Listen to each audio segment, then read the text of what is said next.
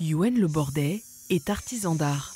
Sous son regard concentré, une bague or et émeraude est en train de prendre forme. Les gestes sont précis et malgré une dizaine d'années d'expérience, le joaillier apprécie toujours les conseils de sa mère. Car dans cet atelier, la passion du bijou se transmet en famille. La proportion est belle. Entre les deux, moi je laisserais métal pour mettre en valeur le pavage là, la ligne. C'est toujours intéressant d'échanger les différentes techniques qui s'offrent à nous. Et pourquoi on va choisir plutôt celle-ci par rapport à tel résultat esthétique que l'on recherche. Malgré ces lignes en apparence simples, cette bague comptabilise déjà une vingtaine d'heures de travail.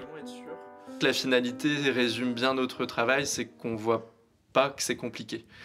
Mais à chaque étape, il y a une complexité technique qui est assez conséquente, typique à notre métier. Après 45 ans dans la joaillerie et plus de 5000 créations à son actif, est-ce que vous pouvez un petit peu peut-être la moderniser? Gaïd Le Bordet a décidé de céder sa place. Une transition en douceur, le temps de partager les savoir-faire et secrets de l'entreprise.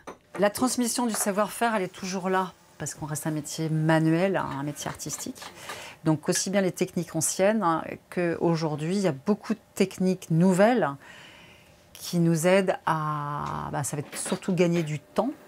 Et s'il est une technique historique que le duo apprécie particulièrement, c'est celle de la sculpture des futurs bijoux à la cire.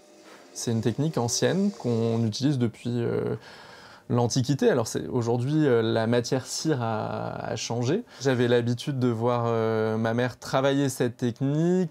Elle me l'a beaucoup transmis et par exemple quand je revenais de l'école, que ce soit le collège ou le lycée, je venais à la boutique et je la voyais travailler.